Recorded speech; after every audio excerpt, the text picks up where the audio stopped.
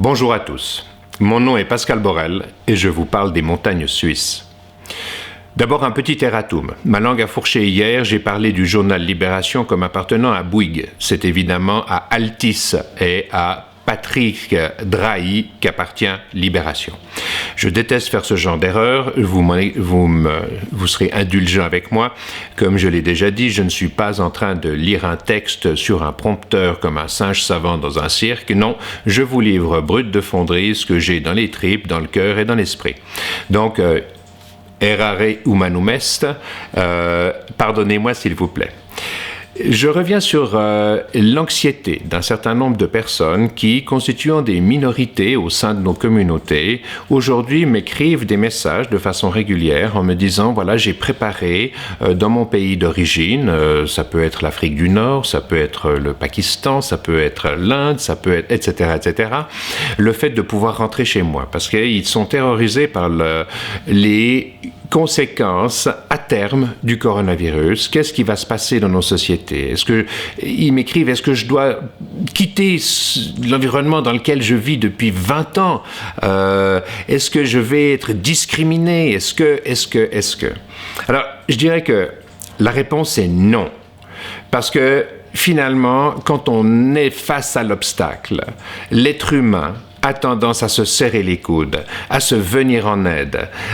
Nous faisons tous partie du même monde et je pense véritablement que chacun, quelle que soit sa culture, quelle que soit la langue qu'il parle, quelle que soit son appartenance religieuse, fait partie du patrimoine humain mondial avec sa valeur ajoutée à l'ensemble de ce que nous formons tous les uns avec les autres. Et encore une fois, nous avons tous les mêmes fondamentaux. Nous aimons tous nos enfants de la même façon. Nous aimons tous pouvoir les éduquer, leur donner le meilleur départ dans la vie. Nous aimons nos parents. Nous aimons collaborer et créer ensemble. La maison dans laquelle, ou l'appartement, votre lieu de vie ne s'est pas créé à un seul être humain. Il a fallu la collaboration de dizaines de corps de métiers différents pour construire une maison, pour construire votre téléphone, votre computer, celui avec lequel nous sommes en communication en ce moment. La route que vous empruntez ne s'est pas faite à une personne. Nous sommes une espèce profondément collaborative. Je dirais même que tous les grands à-coups évolutifs depuis que la vie est née sur cette planète se sont faits autour de la communication et de la collaboration. Les premières traces de vie remontent à 4,7, 4,8, 5 milliards d'années, pourquoi pas.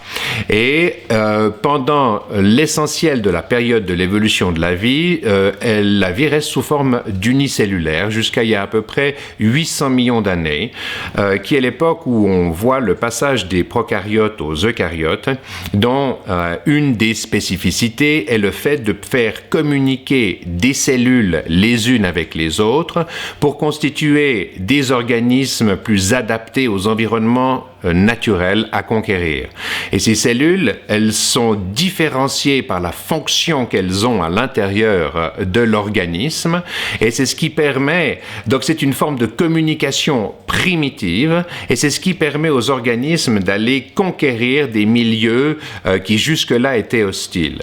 Et c'est une forme de communication qui est certes primitive, mais qui est un à-coup évolutif majeur, puisque tout ce que vous voyez autour de vous aujourd'hui, que ce soit un arbre, une plante, un brin d'herbe, une abeille, un chien, vous-même, vous êtes tous des pluricellulaires. Puis, la vie continue à évoluer et la communication et la collaboration en restent un moteur essentiel. Et si je prends l'exemple des arthropodes, donc des insectes, on voit bien que les espèces qui sont les plus aptes à conquérir beaucoup d'environnements différents sont des espèces collaboratives.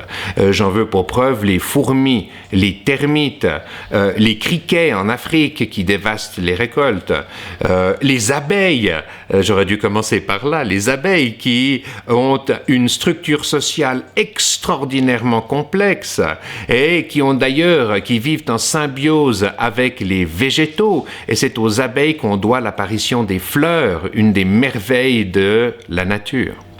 Donc, encore une fois, la communication et la capacité de collaborer est au centre du succès de la vie sur cette planète.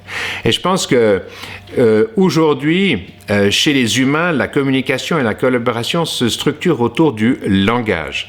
Et ça a été tellement efficace au niveau de l'espèce que nous sommes passés du, j'allais dire, dernier des charognards il y a encore 60, 80 ou 100 000 ans au top prédateur de la planète en une soixantaine de milliers d'années.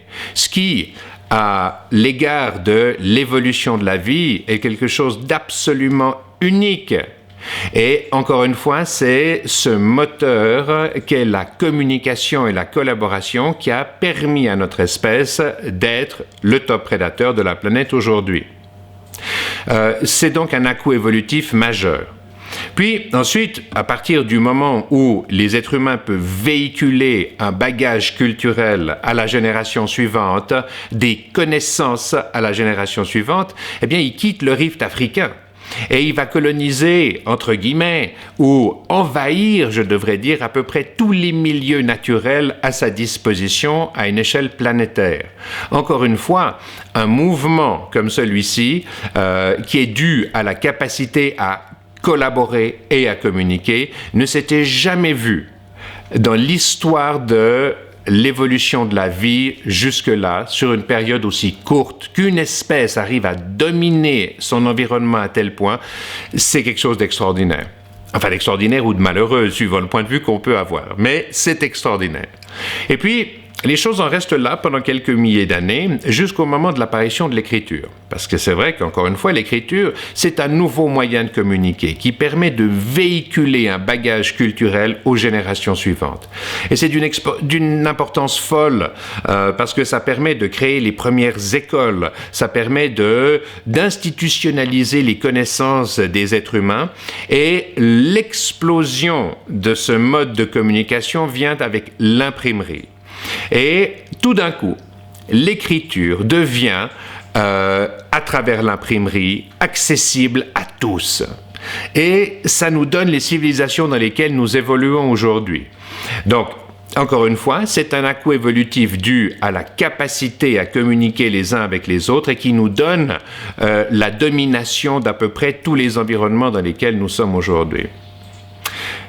Et nous sommes dans un à-coup évolutif différent cette fois, à savoir Internet, qui nous permet de partager pratiquement gratuitement, instantanément, l'ensemble des connaissances humaines, l'ensemble des points de vue, qu'ils soient politiques, religieux, idéologiques, financiers, etc., avec une facilité qui est absolument déconcertante.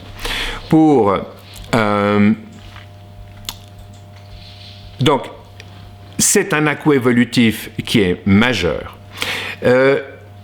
J'aimerais quand même dire un mot sur la façon dont les gens se comportent dans le cadre de ces à-coups évolutifs. Chaque fois que vous en avez un et que la communication le permet, vous avez une redistribution de l'ensemble des connaissances, bien sûr, mais des pouvoirs, qu'ils soient financiers, politiques ou autres. Tant est qu'un être humain informé en vaut deux, un homme averti en vaut deux. Et que chaque fois que vous permettez à une grande quantité d'êtres humains de s'exposer aux connaissances cumulées, eh bien, vous en faites un individu d'une valeur qui est tout autre par rapport à un individu, entre guillemets, ignorant. Et chaque fois, les structures de pouvoir ont dû s'adapter et permettre au plus grand nombre d'intégrer les cultures humaines dans lesquelles ils gravitent. Et c'est là que ça devient intéressant parce que on voit l'apparition, bien sûr, de tendances politiques, de tendances religieuses, mais vous avez toujours un petit groupe d'êtres humains qui, se sentant investis d'une mission de chef quelque part, vont drainer la valeur des individus, la valeur de leur travail, la valeur de leurs idées, de leurs pensées dans leurs mains. Et bien souvent, des moteurs essentiels de l'évolution, que sont par exemple les religions, que sont les structures sociales qu'on a mis en place, sont drainés et utilisés par des tout petits groupes d'individus qui les utilisent pour prendre le pouvoir sur d'autres. Et c'est là, quelque part, que ça devient intéressant. Parce que, étant donné que ce comportement est issu de la nature même de l'évolution de la vie, qui, comme je vous le rappelle, quand vous avez une opportunité, vous la saisissez. Quand un orang-outan ou un babouin se déplace dans la jungle et qui tombe sur un figuier bien mûr, il commence par s'en gaver. Et rien qu'au niveau de la réalisation de sa valeur biologique au sein même de son espèce, il a bien raison de le faire. Il est programmé de cette façon. Il se reproduira plus facilement s'il est mieux nourri. Il aura... Enfin, on s'est compris, c'est une attitude normale. Donc, vous ne changerez pas les moteurs de l'évolution de la vie alors qu'elle a à peu près 4 milliards et demi, 5 milliards d'années derrière elle. Par contre, nous avons créé un environnement qui est entre guillemets à notre image, qu'il soit financier, politique, culturel, religieux ou ce que vous voulez. Et cet environnement, il obéit aux lois de notre neurophysiologie, c'est-à-dire de la structure de notre cerveau. Et la seule chose que l'on peut faire, c'est modifier. Notre cerveau ne va pas changer du jour au lendemain et modifier son comportement parce qu'il est plus éthique de le faire ou parce qu'il est moralement juste de le faire. Non, non. Par contre, ce qu'on peut faire, c'est créer les structures dans lesquelles nous sommes amenés à jouer tous sur un terrain, entre guillemets, d'égalité. Alors, nous ne sommes pas tous égaux, c'est évident. Il y en a qui courent plus vite, il y en a qui parlent mieux, il y en a qui étudient avec plus de facilité, il y en a qui seront plus facilement des chefs ou autres. Mais ce qu'il faut faire, c'est permettre de faire en sorte que tous les êtres humains puissent avoir accès à ce qu'on appelle en anglais un level playing field. Et le level playing field, il y a des mots comme ça en anglais qui sont super, c'est un terrain de jeu où chaque joueur puisse jouer selon les mêmes règles, entre guillemets. Et nous devons mettre en place les garde-fous qui vont limiter la capacité d'un groupuscule d'individus qui fonctionnent a fortiori dans le cadre des règles de l'évolution de la vie, à savoir je draine le plus possible vers moi quand l'environnement me le permet, mettre les garde-fous qui permettent à chacun d'utiliser un système qui est, j'allais dire, égal pour tous, ou plutôt qui donne les mêmes chances quand des individus mus par le désir, l'amour qu'ils ont de collaborer, de construire, d'entreprendre, puissent le faire avec des conditions qui soient à peu près égales aux autres. Et ces garde-fous doivent être inscrits dans nos structures constitutionnelles, dans nos structures légales. C'est ce qui doit empêcher, comme je dis, la centralisation dans les mains d'un tout petit nombre. Il faut maintenant que nous mettions en place les structures qui permettent aux individus de travailler, d'entreprendre en dehors des contraintes de ce qui peut potentiellement devenir des dictatures. Et toutes les personnes qui, j'allais dire, n'obéissent qu'à ces règles de l'évolution de la vie dans des sociétés complexes comme les nôtres, en fait, dans une sorte de compétition malsaine où quand on a déjà beaucoup plus qu'il n'est nécessaire pour vivre, on est encore en compétition avec l'autre entrepreneur, avec l'autre et avec l'autre. Et quelque part, ces gens se tirent une balle dans le pied. Parce que ils n'ont pas compris que ils créent une inefficience de marché dans laquelle les gens insatisfaits, et il y en a beaucoup, viendront à être tellement nombreux à un moment donné que cette inefficience de marché redeviendra efficiente. C'est comme une bulle spéculative qui ne cherche qu'une épingle pour exploser. Et quelque part, c'est dommage parce qu'ils perdront tout.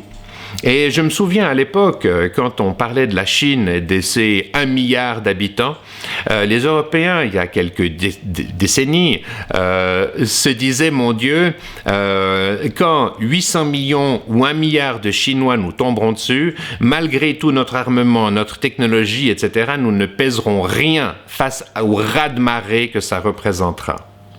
Et c'est exactement ce qui potentiellement va se passer. C'est que si les gens qui, comme je le rappelle, 20 personnes aujourd'hui possèdent autant que la moitié la plus pauvre de l'humanité, eh bien, à un moment, vous aurez des milliards de personnes qui seront tellement insatisfaites qu'elles viendront, entre guillemets, casser l'outil et les gens qui possèdent tout ça perdront tout. Et c'est très dommage quelque part qu'ils le perdent.